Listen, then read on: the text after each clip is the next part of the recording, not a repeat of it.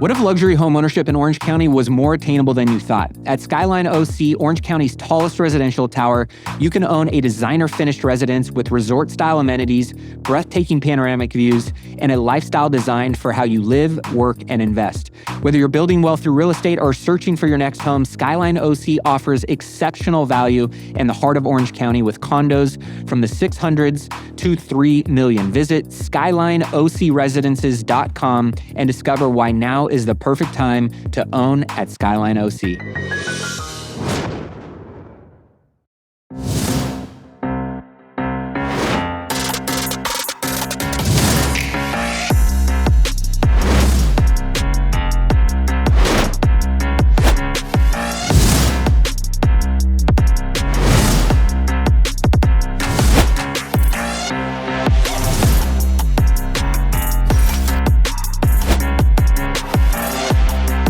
Welcome back to another episode of Money Moves. Mr. Breedwell is back from Hawaii. Yes, I didn't caught in that tropical storm. I didn't know what to talk about last week outside of real estate. That's what you got to talk about. I had to give everybody my 20 laws of real estate investing success, which actually a lot of you reached out and got the list on that. So that was fun.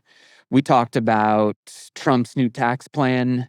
Yep. And the proposal for indexing. I like that. Which I thought that was great. I think everybody who owns real estate will win from that. Yeah. But when it came to the stock market, I was like, I don't even know what the fuck to say here. So I'm going to defer to next week when the big dog is back in the house. And we've got a great show for you guys today. Big news on the Treasury buyback. We'll talk about whether or not that impacted the market and really what those implications are.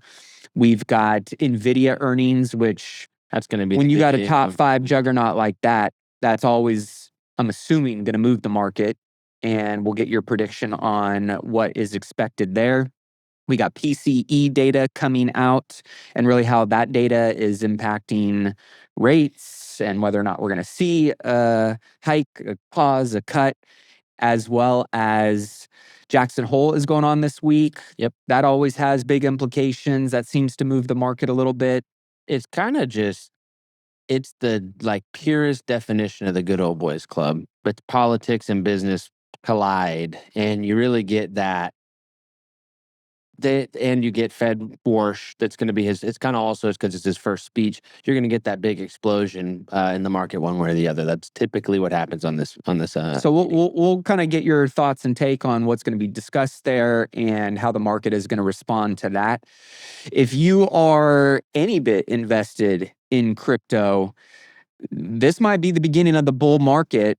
The bear may be coming to an end. The bottom might be in. We'll talk about that. And we've got some real estate data and updates. One of the biggest things that I have been discussing with a lot of people right now that are trying to get into real estate ownership is there's really 4 different types of capital that you can leverage when it comes to real estate. And you have all of them, not just money. So we'll talk about those 4 and some of the non-negotiables for those of you who are raising capital for whether it's your real estate deals or your business. There's some key things here that really separate the people who raise a shitload of money and the people who really struggle to do that. So we've got a good show for you guys today. Many of you who are tuning in live, what up? Let us know where you're tuning in from. Drop it in the chat. This is one of the reasons why we love doing the live stream is we get to interact with the chat with you guys.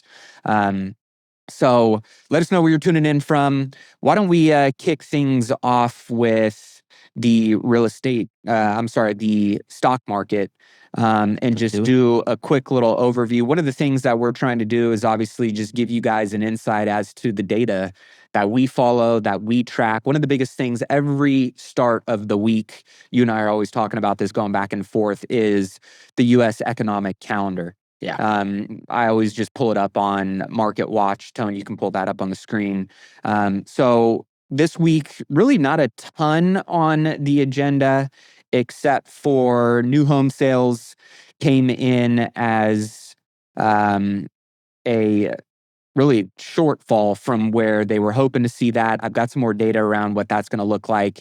And rents are falling, but that might be not necessarily the good news that people think it is, and specifically how this ties into home builders and supply coming onto the market. We'll get to that here in a little bit.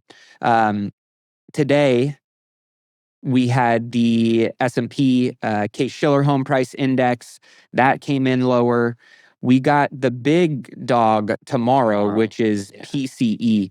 For those that don't understand what PCE is, why it matters, like, explain this as if we're a fifth grader. Producer cost expenditures, just how much does it cost a company to get what's the additional cost, the margin squeeze off the top that's going to get a product to consumers.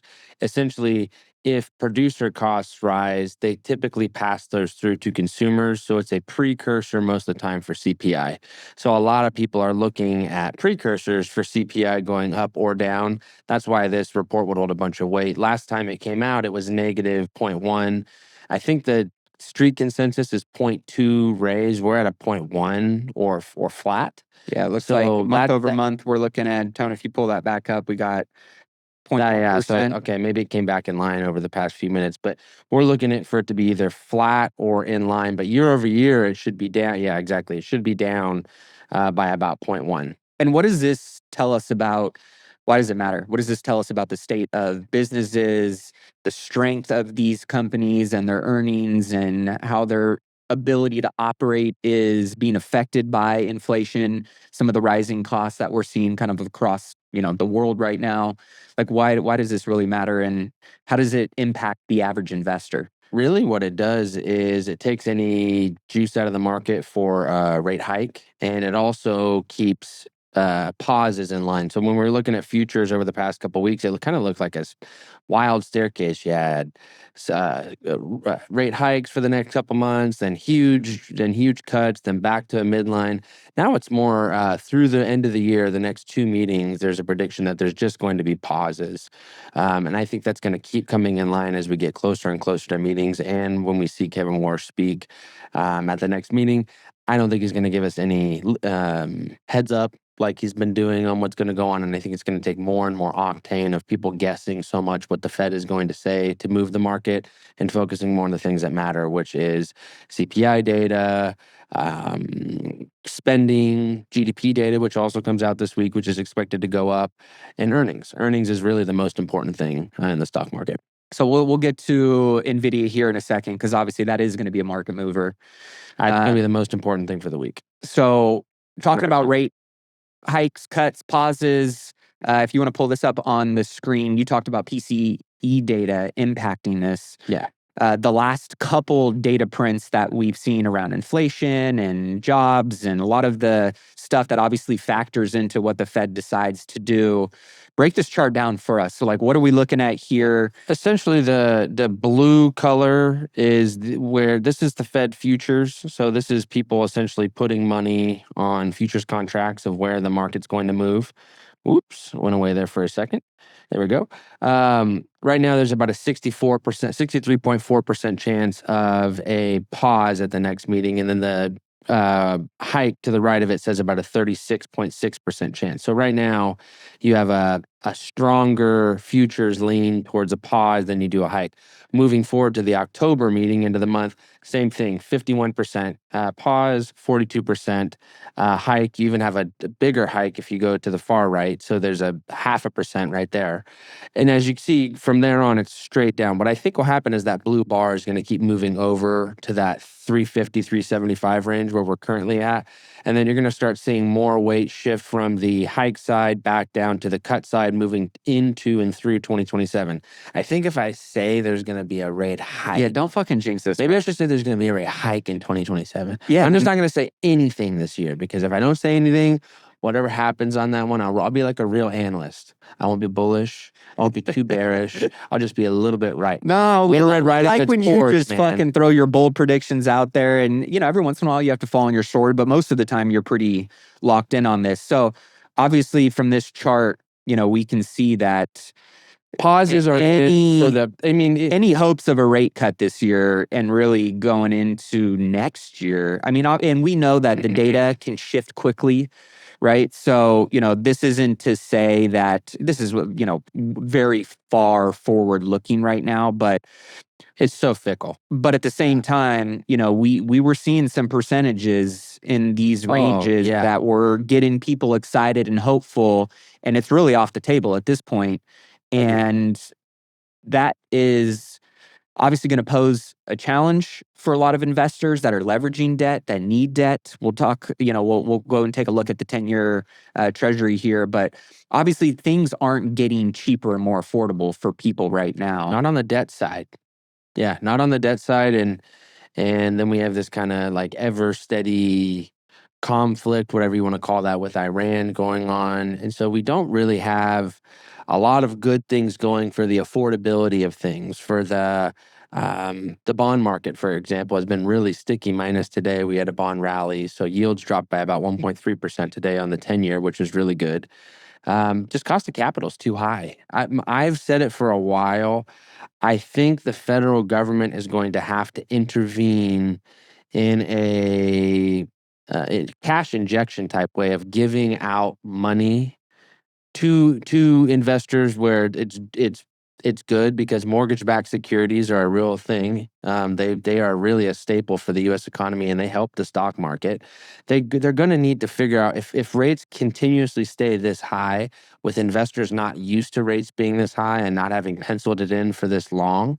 We're going to have to figure something out, because if not, we're just going to have a huge, huge, huge, I don't want to say the C word, but pull down in the I would not say residential, but definitely the commercial market. And it's just going to suck. And then there's just going to have all these empty buildings sitting everywhere. It's going to look like a developing country kind of, which I don't think the U.S. government's going to allow it to get to. So in my opinion, what they'll do, they'll figure out some program that they use tax dollars to then reinvest back into investors like yourself or other institutional investors or mom and pop investors that have good balance sheets that can actually make the numbers work and get the kind of gas and steam rolling in the right direction until rates continue to go down. Because if they don't, and I don't see them going down in anytime soon this year, the cost of capital is going to continuously stagnate the real estate market. Hey, what's up, guys? I'm so excited to announce if you are an investor looking to generate consistent passive income, then I've got something for you. I just launched the Imagos Income Fund. It is a private investment debt fund. So instead of relying on long-term appreciation or big exit events like most real estate syndications do, we decided to keep it simple, focused on first position asset-backed lending, just like a bank, meaning your investment is backed by real collateral and structured to produce income from day one.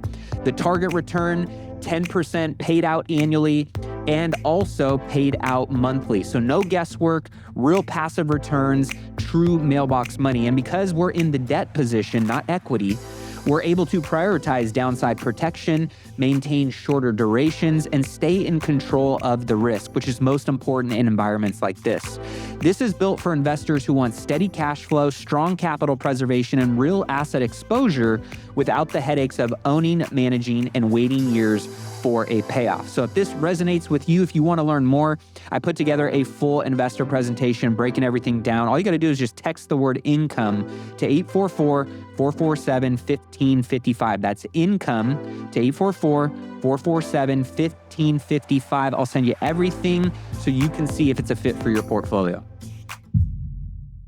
So this week, and that kind of really ties into what we saw with, Secretary Scott Bessent, they're really trying to do whatever they can. You can pull this up, Tone, to figure out how to get things a little bit more in line with where they want to see, specifically on the bond, the bond market. I think it was, they announced, let me go back to my notes here. So they announced that they were going to do $4 billion in Treasury buyback. Yeah. Is that correct? Yeah, which is kind of like, when a company buys back their stock and you see the stock price go up, when bonds rally, that's actually a good thing because that means yields are going down. There's enough money pouring into debt that the demand is high enough, the yield needs to be compressed. So that's a positive. So similar to a stock buyback, when there's money injected into the U.S. economy via the Treasury or not, it's going to help bond yields come into line. So I think they're trying to do that. Well, I don't think they're obviously trying to do that, but I think they're going to try to tool other things. And I think it was really interesting to see when they talked about filing the 301s. I don't know if you saw last week when he was on Fox News talking about the 301s. Those are the legal tariff documents that are filed with the Supreme, the court that does that. I can't remember the name of the court. And the majority of those are still pending, but they almost always get approved. I mean, by every president that files them ever, they almost always get approved. So the ones that were reneged back, like the money that was sent back to all these companies like Target, like the reason they're holding that money and they're not giving it back to consumers or spending it on anything, that money is going to most likely go back to the U.S. Treasury. That's my guess. Because they're going to get those 301s approved and they're going to claw that money back. And I'm pretty certain the legal teams for all these corporations have told them that that's kind of the light at the end of the tunnel that's probably going to happen. Because once the 301's filed and approved, there's no overturning it. It is the law of the land. It's going to happen. So my opinion is that's what's going to happen on the tariff money. When that tariff money comes back, they can use that money to maybe do a lending program or re-inject it back into the bond market and continuously push yields down. So there's a lot of options, but I think they're waiting on getting those 301s through to use a lot of that money. So using other countries or companies' funds to help bring our inflation down. That was their idea of buying our way or growing our way out of the inflation. And that's what they were really hammering on last week. Yeah, because I know Basent said basically they're going to do whatever it takes. I even saw kind of an interesting post, some kind of prediction that somebody was saying that Basent is going to engineer a short squeeze in treasuries that will send bond prices soaring and interest rates plummeting. Do you think that is a potential scenario that we could see? I don't know if it's a short Yeah, I don't know if that's the right terminology. I think but what we were just saying earlier, where there's going to be capital continuously injected into the bond market, similar to how they flooded the global market with cheap oil, and they're continuously doing that, and that's keeping oil prices pretty steady even through this conflict. They're going to do the same thing with U.S. debt, and the thing about U.S. debt is people want it. You know, people around the world want U.S. debt. It's very reliable. Countries can bank on it. We give access to our market for countries for holding certain amounts and give privileges for that. So I think that that's what's going to continuously happen, and it's going to continue slowly but surely. And you heard Warsh say this in his last meeting. We're going to slowly but surely continuously pull inflation down and down. It's not going to happen overnight, but I think through the end of the year, you're going to see some huge and modest progress, modest to huge progress in that direction. And I think at this point, we're at least making modest progress with the prior inflation data being flat or negative. Yeah, well, they said they were going to buy back $4 billion. It looks like as of today, it was released that they've only bought back like $985 billion. I know this news definitely sent the crypto market pumping, which we're going to get to that here in a little bit. I saw this post on the Kobayashi letter, which I thought was interesting, right? This is somewhat historic intervention and them pulling the levers that they do have to kind of fight inflation, to get things back in line with where they want to see it. So despite several announcements by the U.S. Treasury about imminent intervention, yields still won't fall. Let me pop over to this real fast. So the 10-year yield was higher than the pre-buyback boost. So it is interesting that I know we saw that the 10 years down to 4.623 today. So it did, come back a little bit, but nothing too meaningful.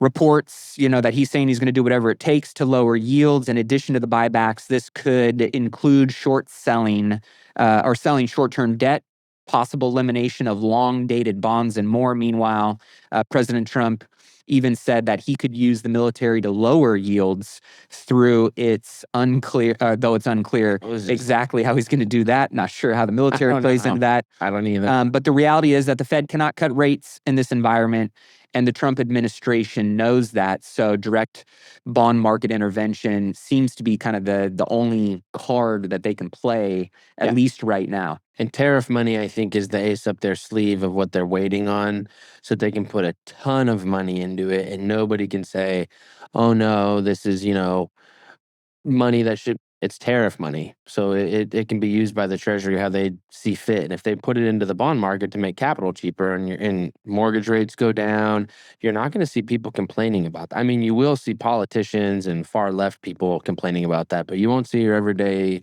individual complaining that the mortgage rate is down. You'll see refis shoot through the roof. Earnings will go through. Earnings for banks will go up. Real estate will start to kind of crank again and get the wheels rolling. That, in my opinion, is what they're banking on, and I think it's highly likely that that can happen.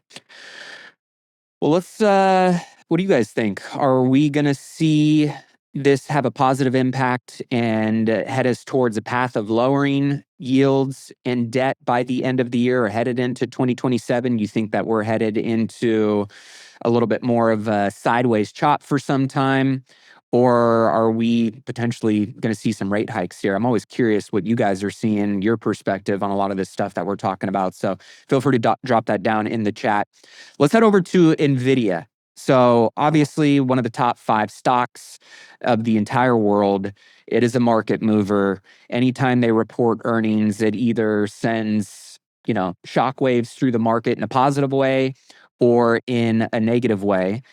We have seen, at least, today they had a great kind of little rally heading into the end of the day. Is this based on the market front running expectations that they're going to have a really strong earnings report? Let's see, last 5 days, they've been, down a little bit. So they retraced and recovered some of that. Obviously, they've been up pretty strong over the last month, and year to date, 13%.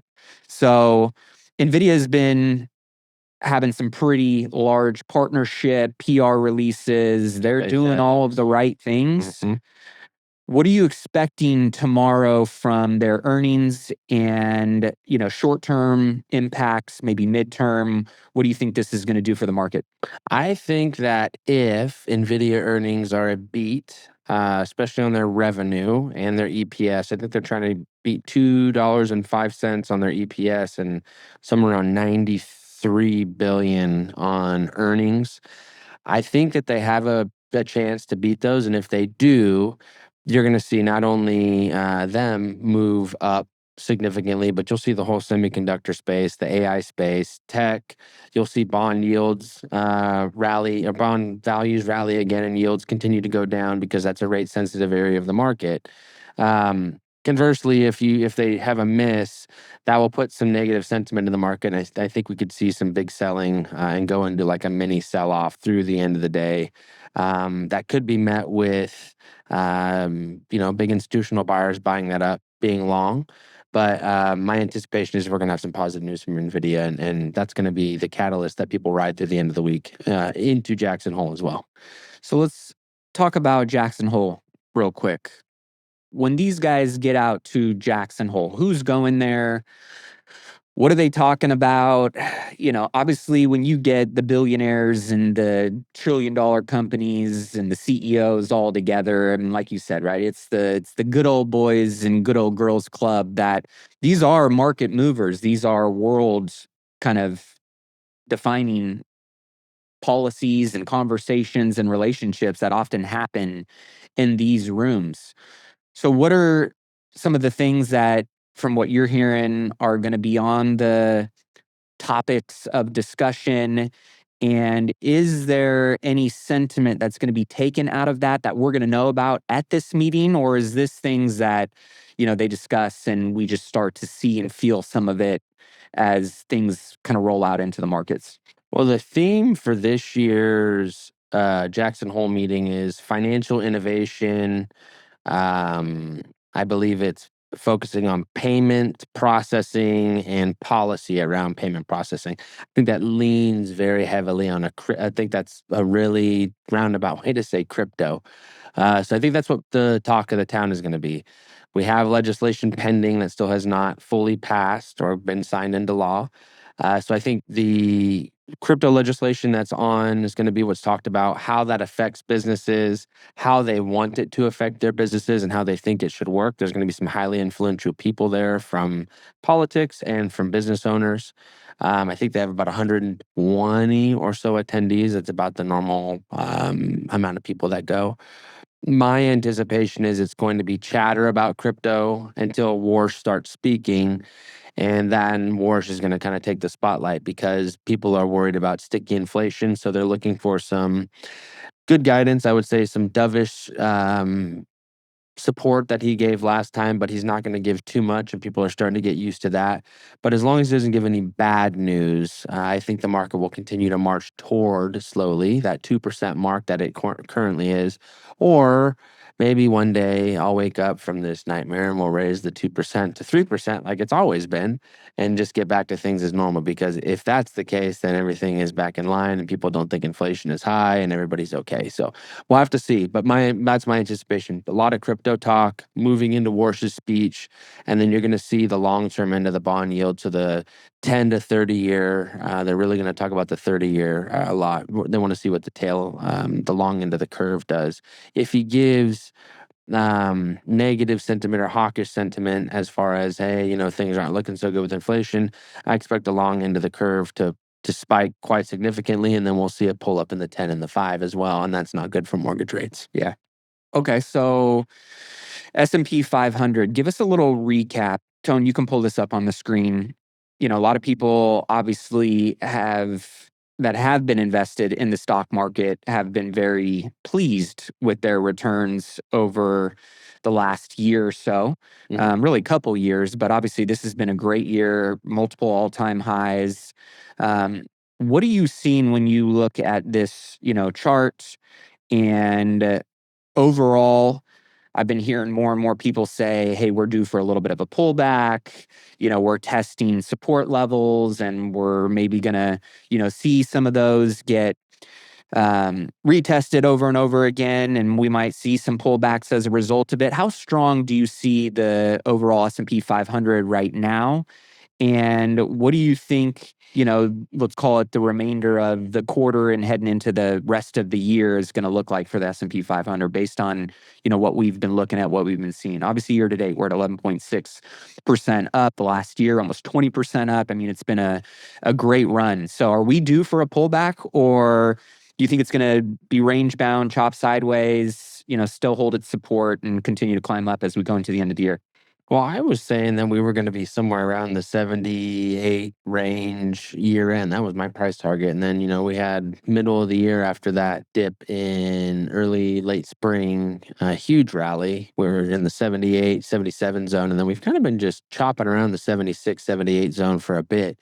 I think that we'll get some sort of relief rally if we have any sort of news that's positive on Iran. This last week, we had a lot of leaders in Iran, including I think it was the Ayatollah's oldest son speaking in front of the parliament equivalent there and essentially saying, hey, we need to surrender and get this thing kind of moving in the right direction because things are not looking good. And he said that on live television in front of all the current leadership. So I think that was a positive.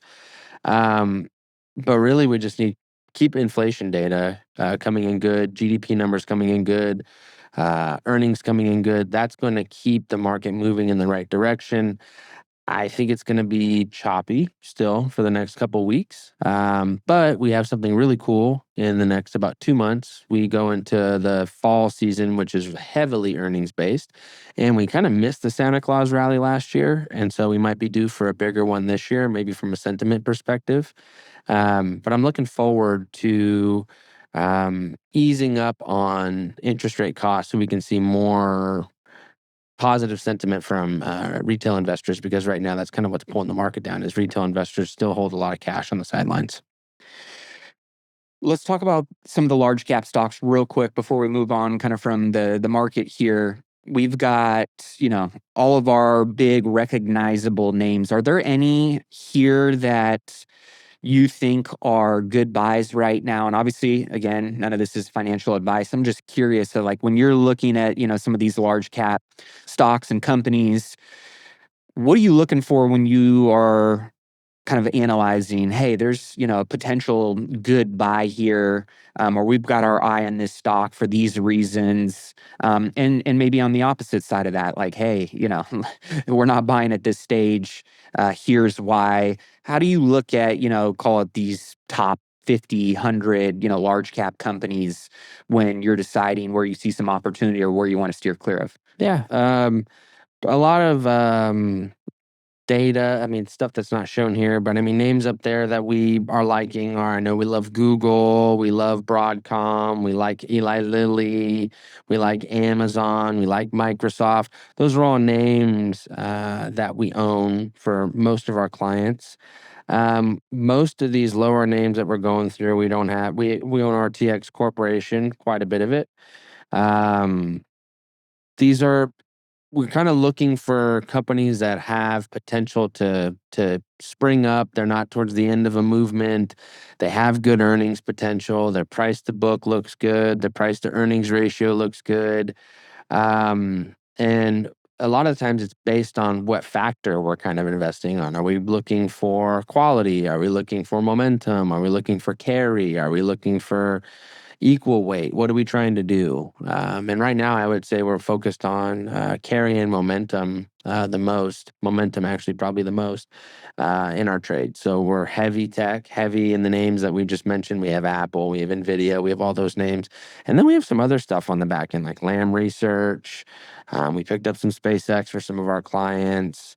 We have Palantir, we have Palo Alto Networks. We have a lot of cool, more spicy things, but we buy typically large cap companies when it comes to the individual names and ones that we feel like we can go overweight. And another one we've been buying a lot of is Goldman Sachs, JP Morgan.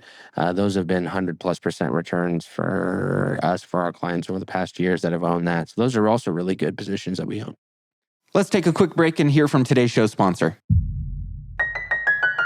What if luxury home ownership in Orange County was more attainable than you thought? At Skyline OC, Orange County's tallest residential tower, you can own a designer-finished residence with resort-style amenities, breathtaking panoramic views, and a lifestyle designed for how you live, work, and invest. Whether you're building wealth through real estate or searching for your next home, Skyline OC offers exceptional value in the heart of Orange County with condos from the 600s to $3 million. Visit SkylineOCResidences.com and discover why now is the perfect time to own at Skyline OC.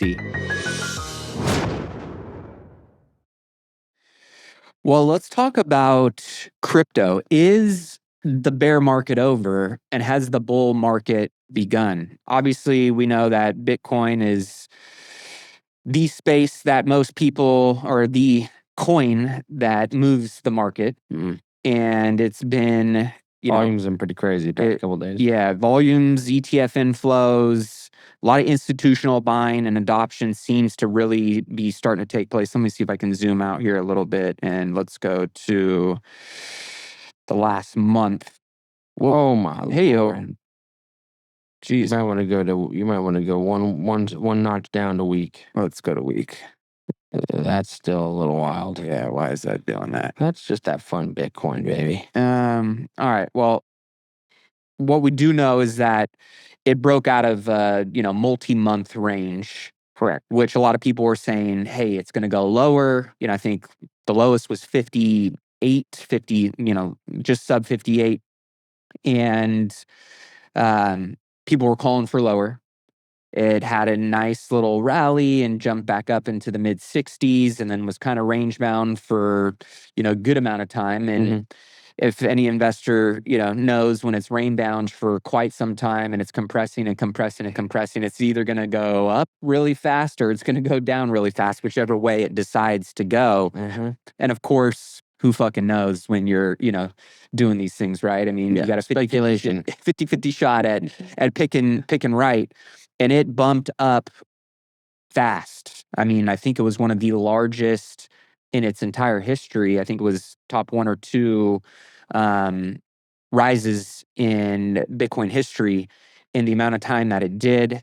It peaked out at about 81,000. I think it's, right now we're seeing it at 78, 5.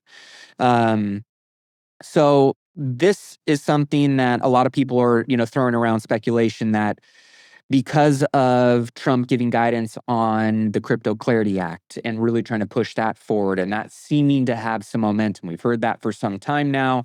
But we also know that institutions that talk shit on crypto, specifically Bitcoin, and some of the majors, are now significantly buying into it.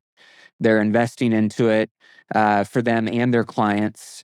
And there seems to be more of a discussion around this narrative around cryptocurrency and the legislation and how that's really going to impact, regulation. And it being something that gives a lot more confidence to institutional capital to come in, which obviously previous, bear markets breaking out have really been driven by retail because there wasn't any institutional capital playing in those times. Yep. Is this time different? And do you think that the bear market is officially over based on some of the stuff you're seeing? I think with the fact that there's so many ETFs now, I think to your point that you just made, what'll happen is when we get these relief rallies where people shift sentiment from fear to greed, kind of like this talk about in the stock market, I think you'll see the pop be a lot quicker. The thing that I'm keeping my eye on is the breadth of that, like the percentage of a rebound keeps getting smaller and smaller and smaller and smaller. And it's going to continuously get smaller to where it compresses and gets more flat. So what does that mean? I don't think we're going to have these huge rallies in the next 5 to 10 years. I don't think they're going to continuously do this To be as explosive. Yeah, but that also means that we won't have these huge dips. Either the asset will stabilize itself more. But um, if institutions are forced to put, which they're not, they have no, it's not like the S&P 500 where that's what we saw with SpaceX, why the price was moving up so fast in the beginning. We had the ETFs and mutual funds had to buy it. They didn't have an option. We don't have anything like that with Bitcoin. It's a derivative asset. Its value is derived based on the underlying thing it tracks, which is just demand, volume, Supply and demand, yeah. Yeah. So the benefit, I think, to what's going on now is it got back to a number in a sentiment way that was low enough for people said, hey, if I put $100,000 there, which I would never recommend doing that, but if I put $100,000 there, I get a Bitcoin and a half versus prior, at its high, it was like, well, I put 100 grand, I don't even own one Bitcoin. And that sentiment is tough for people to get around. So when the price gets higher, the higher the price gets, the less and less and less volume demand it attracts that's non-institutional, because people see that and they say, well, I know it's still 50 grand is 50 grand invested, no matter if I get a fraction or not, I get all the same movement. In their mind, they don't own a Bitcoin. So that's going to continuously be a problem as the price gets higher and higher. I don't know if it'll break out above its previous high. I think that's going to be really hard for it to do. But if it does do that, it'll be Crypto Clarity Act passed, tons of institutional money coming in, and the U.S. government gets their toe wet and starts buying as well. I think your last point there is probably going to be the catalyst for whether Bitcoin hits new all-time highs, like real new all-time highs. I mean, it's crazy to, I see some people on the internet talking about in 5, 10, 15, 20 years, it being millions of dollars per coin. The only way that we're going to see it really expand to the level that I think most people hope that invest in it will, is if the US government really gets involved at the level that would be required to take it to those heights. Correct. And the people know the U.S. government is involved in it because we hold it in a strategic reserve style, but we essentially are holding confiscated Bitcoin. We're not buying any. With the U.S. government saying we're going to buy it and be an active player in the market, the largest stock market and the largest economy in the world, that would bring huge bullish sentiment, not just from U.S. buyers. Oh, that worldwide. There we go. That's what it would do. It would crack the lid off of an already worldwide used market. It would validate it, essentially. It would validate it. It would be a big enough player involved to where fear would hugely be subsided. And the only way that that's going to happen is if the Clarity Act passes. The U.S. government will not get involved in something that's not regulated. As far as purchasing, they'll hold, but they won't purchase. Yeah. Well, going back to kind of tracking, right? I mean, you can see here the overall market cap of the entire crypto market was pretty flat for some time. I mean, if we come back to just looking at the year, I mean, this was the peak up here back in October. There you go. It's 4.28 trillion. About the size of Nvidia. The size of the most valued stock in the world. It hit its peak, and then obviously the bear market began, and money continued to rotate out, and it's been looking to find its bottom. It had a little bit of a rally, again another dip here, and this is what I was talking about. It was range bound for a couple months, and then as of this last weekend, it was really based on the Treasury buyback news, and Trump, I even think, mentioned that the U.S. government was thinking about getting into Bitcoin. Correct. So just little sentiments like that, but boom, it shot back up. So it's sitting at about 2.63 trillion. I will say this, based on a lot of the people that I follow, it looks like we are coming out of the bear market, but it's not necessarily confirmed quite yet. We start getting back up to these levels, I think we will, see the real bull market begin, and kind of the lower lows will start to become, lower highs. And therefore, we're going to start to see, some of these other coins and projects and opportunities really start to benefit. So, I wouldn't recommend day trading these kind of things. Obviously, very volatile and risky. But if you're a believer in buying low and selling high, and you know that this is where the peak of the market was at, and we know that it's way lower. Even if it does go a little bit lower from here, I mean, we are at what? It's in somewhat of an extreme greed. And a couple months back, it was extreme fear. Kind of down in these sections. But if you're just somebody that believes in it long term, and some of these top coins that obviously are going to be around and benefit from the Crypto Clarity Act, then dollar cost averaging into some of these types of opportunities, if you're holding long term, can be a great strategy when you're coming out of a bear market. Nobody's going to nail the bottom. You've always said this, right? Like nobody's actually. You always hit the bottom when you ain't aiming for it. Yeah. It's like almost impossible to hit when you aim for it, which is weird, but it's like you can. I've hit it twice in my career, like an actual market bottom, but I didn't know it was. I just like, oh, okay, this is a good time to get in. I didn't say, oh, this is the bottom of the market, so I'm getting in. It was just timing was luck, and that's really all it is. It's better to just take lots of swings. Yeah. Yep. All right. So for all my capital raisers out there, I know many of you, I mean, here at the end of the day, you need the skill no matter what. I mean, if you're going to raise money for a deal, for a business, a project, at some point in time, if you're swinging bigger than where you currently are right now, understanding how to raise capital and really what separates the people who get a lot of money that comes to them and the people who don't, it's a really important skill. And there's a lot that goes into this, of course, but there's really what I call the 5 non-negotiables. And the first one being, you got to build the relationships first.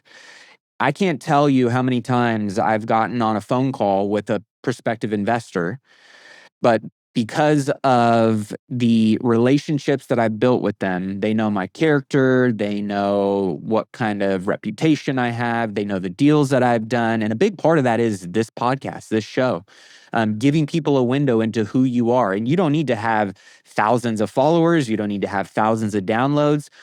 But if you can give people a window into who you are, and whether that is in person, right, getting belly to belly, pressing palms, shaking hands, talking about the opportunities and just building those relationships, it's getting out on a golf course. That's one of my favorite ways to do it nowadays. Or, it's having some kind of virtual platform and a social media brand or a podcast.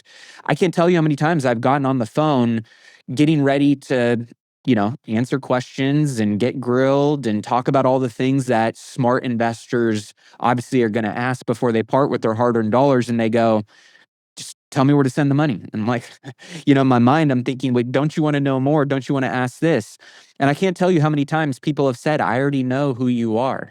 I already know what you stand for. I already have been listening to you. I've been watching your story, right? So for many of you, whether that's in person and building those relationships over and over, or it's through your content or social media. Really important, just dig the well before you actually want to scoop the water. You don't want to start building relationships once you need the money. You want to have the relationships and have that Rolodex of people that you can go back with. Number two is, and this is a simple legalities one, but know what you can and can't say. I can't tell you how many people I say. You see the thing posted up at the beginning of this show, right? I mean, like, There you go. we have to There's cover all our laws bases too. yeah, there's laws and disclosures, and the people who take it seriously and operate with integrity and do it ethically, and most importantly, if you're going to raise money at any point in time, my guess is you're going to want to do it again because you're going to be successful. And the last thing you want to do is to get yourself in any kind of hot water. So having an understanding of the disclaimers and understanding what you can and can't say, depending on how you're raising and who you're raising from and what you're raising for, just talk with an attorney and know what you can and can't say. Number three, and this is probably one of the most important ones that I think a lot of people skip, is lead with the downside first, not the upside. Mm. Most investors want to know that you have taken the time to really do the due diligence and stress test your opportunities. What are the threats to your business? What are the risks with this real estate deal? What kind of buffers and safety nets have you baked in here? Where are you being ultra conservative versus a lot of the people that unfortunately raised a lot of money post-COVID when it was everywhere?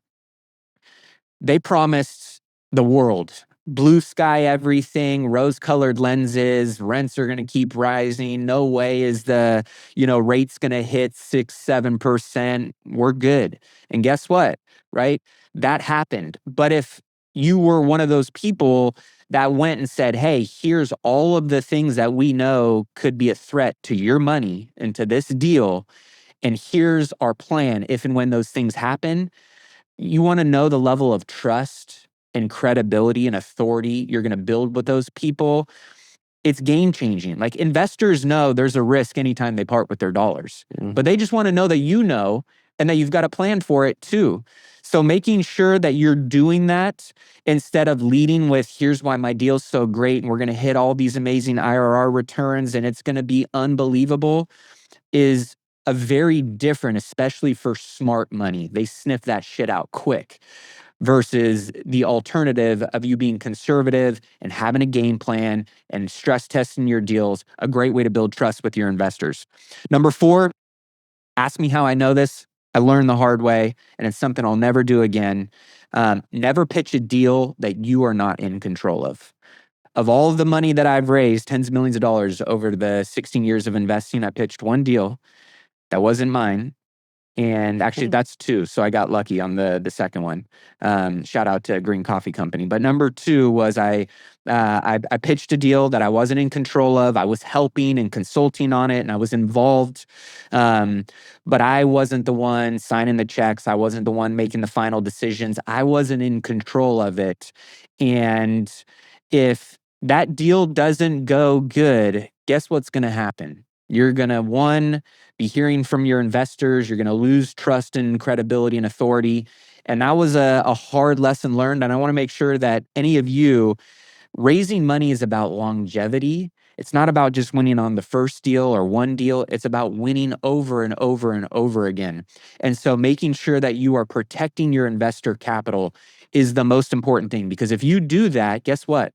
Once that happens and everything goes according to plan and you win for them, they're going to come back and go, when's the next deal? And here's more money. And almost every investor I've ever worked with, that's been the scenario. But what I can tell you is on that one deal, unfortunately, there are some investors that I don't blame them go, I'm probably not going to invest with you going forward. And that's something that you can avoid by making sure that if you die and your deal dies, at least you can say you fell on your own sword, that was at your own doing. But losing on somebody else's mistakes, it hurts and it's avoidable.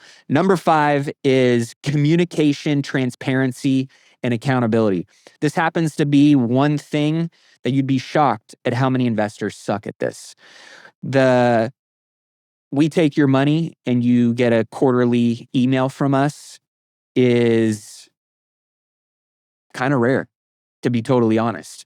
The amount of people who don't even communicate with their investors on a monthly or quarterly basis is actually a lot higher than you think. So one way to absolutely crush it with your investors, I've talked with so many investors that are in multiple syndications or with a lot of different operators, and they go, you communicate the most frequently to us. It's kind of crazy. I'm in X amount of deals and I barely hear from them. Or I send them an email and I don't hear from them at all. So if you can be communicative, ideally one time a month, whether there's no news, good news, bad news, the fact that you have a frequency of how you're training and teaching your investors of what to expect, and there's a cadence there, that builds trust, that builds authority, that builds credibility, and is something that the best capital raisers do. So those are the top 5 non-negotiables for raising capital. Build the relationship first. Know what you can and can't say. Lead with downside first, not upside. Never pitch a deal that you're not in control of. And communication, transparency, and accountability is the way that you win with your investors. And again, know that you're playing the long game here, because I have had investors who have started with 50 or 100K with me that now have $500,000 with me. As you go on in your journey, guess what? Other people go on in their journey too. And people who are of an investing mindset are in a mindset of making money. And as they continue to make more money, guess what they do? They look at their stable of people that they can invest it with and go, who do I trust? Who's doing deals? Who can I put this money with? And so over time, that money grows. I mean, I know you've experienced that with many of the people that started a small account with you, and then every time they get a big lump sum or they inherit something or they do, a deal that they get a payout on, what are they doing? They're coming back and stroking you a much bigger check than they started with, right? Yep, I just did it like 3 times today and about 2 or 3 times 2 weeks ago. Family members passing, inheritance, retiring, selling of assets, it all gets reinvested. Yep. So last one that I'll end on the real estate side, I have so many people that I talk to that think that the only way they can get into real estate investing, and when I say real estate investing, whether we're talking on a super small single family residence or a house flip, or you're going to run an STR and an Airbnb, or you wanted to get into a commercial deal, especially as you get into the higher rungs of real estate investing, it feels less attainable because the commas and zeros get a little bit more abundant and more capital is needed. So, of course, the first way that you can own real estate is money, capital. You're stroking a check, and that's how you're getting a seat at the table, right? But the second way, this was one of the ways that I got into real estate investing, and it's a skill that costs you no money. And that is, if you can bring the deal to the table, if you can bring an opportunity to another investor who doesn't have access to the deal or isn't aware of the opportunity, I always say the deal is the little nugget of gold. And you're the one who went out and panned for that nugget of gold and you found it. And if somebody else wants to have a share in that opportunity, you are the one who has all of the leverage at the negotiating table. So, of course, you don't want to get greedy. And when you're first starting out, there's ways that you should structure it. But if you're the one who finds a really juicy opportunity, especially the better the opportunity, the more negotiating power you have, those are ways that instead of you just getting some little fee, you can say, hey, you know what? You would pay me this for this deal. I would love to keep that in the deal with you and have a little sliver of ownership. And guess what? Over time, you do that over and over again. You can get into real estate deals without having to use your own money, but you can leverage your skill set of being a great deal finder. This is something that I've seen people build literally 7, 8-figure portfolios with. And as you build more capital relationships and you become the guy or the girl that really understands how to find really great opportunities, the money is going to keep flowing. You find a great deal, the money will follow. Number 3 is you do the work. You are the operator. And there are people who like to write big checks that don't want to fucking do any work. And so if you can become an operator, a skilled investor that has a business plan, that has the deal, and you're going to go and execute and do all the heavy lifting and make them that money passively, that is another point of leverage that can allow you to get into ownership on a deal. And the last one, this is more for my high income earners or people with strong balance sheets, is your signature. Banks want people with liquidity, with high net worth. And as you get into higher tiers of real estate asset classes, a lot of the debt structures of these types of deals are non-recourse. So you're not signing over your life. And even if there is a deal where it is recourse, but obviously it looks like a great deal, you can get into an opportunity by just bringing your balance sheet, but not bringing any money. Or I've seen people sign on debt for $100, $200, $300,000. Hey, we need your balance sheet. We'll pay you as a way to get into this deal for ourselves. You can get ownership and we'll make you some money in the process. So this is something that you can also get into a real estate deal without necessarily having to bring any of your own money. If you can do all four of those, if you can bring money, the deal, the work and operate, and have strong balance sheet strength and sign on the debt, obviously you can own the whole thing. But the other side of it is you can own much larger assets and take a larger share and sliver of a much bigger pie, which can be very opportunistic. One of those types of deals can completely change your life, your financial future. And it's a great way to grow and build your network with other people that you're the yin and they're the yang, and you can continue to elevate each other together. So 4 types of capital and how you can use them to buy real estate. It's a great way that you can leverage that type of strategy. And just knowing that you have this capital in your pockets that isn't just money is a great mindset to have when you're looking at and you're approaching deals and you're thinking about how you want to negotiate and structure those with potential partners. All right. So as we wrap up today, what are you looking at as we close out the last month? We're going into September here. Does Labor Day kind of kick anything off as we go into the fall season, or Nope, just Jackson Hole, and then it'll be kind of till we get to earnings in the back half of the year into Thanksgiving, Black Friday, Cyber Monday. We see spending numbers come out. We see online purchase numbers come out, and people are then going to front run that hopefully for earnings for the beginning of next year. So that's what I'm really looking forward to now. I don't think there's going to be any rate cuts or hikes. I think it's going to be pauses. And I think that when War speaks, he's going to kind of indicate that through. what a hell of a time to be, I was going to say real estate What a investor. time to be alive. What a hell of a time to be an investor in general. I mean, I just think about the technology, the tools, the communities. I mean, investing is getting fucking cool again. Like investing kind of felt like it was one of those things that was out of reach for a lot of, like, unless you were a Wall Street person or you were wearing a fucking 3-piece suit and walking around with a briefcase, like it was just a foreign world. You can reach out and touch investing now in more ways than you can think of. And so the opportunity to build wealth right now, I mean, one, it's fun, it's available, but two, I think also, three, the most important thing right now is like, from everything I'm seeing, you have to be investing. Like you have to have a plan. 100%. You have to be putting money to work every month. And that's ultimately what the most successful investors do, right? Is they know that the velocity of capital and keeping it working for them is the way that you continue to really take that next step. 5, 10, 15, 20 years of doing it, you're really going to be thankful that you did. And so I just, hope and urge people to keep innovating your investment strategies and keep leaning into the communities and the people, that are really equipped and capable and have the knowledge and resources to help you. I know that you do the free financial x-ray for everybody. So if you guys haven't taken advantage of that and connected with Ryan, he goes through your entire portfolio. They build a comparative portfolio of what they think maybe you could be doing better or differently. They look at all the fees that are in your advisors, little tiny fine print and oftentimes being overcharged. So if you guys want to connect with Ryan and his team, that's free, of course.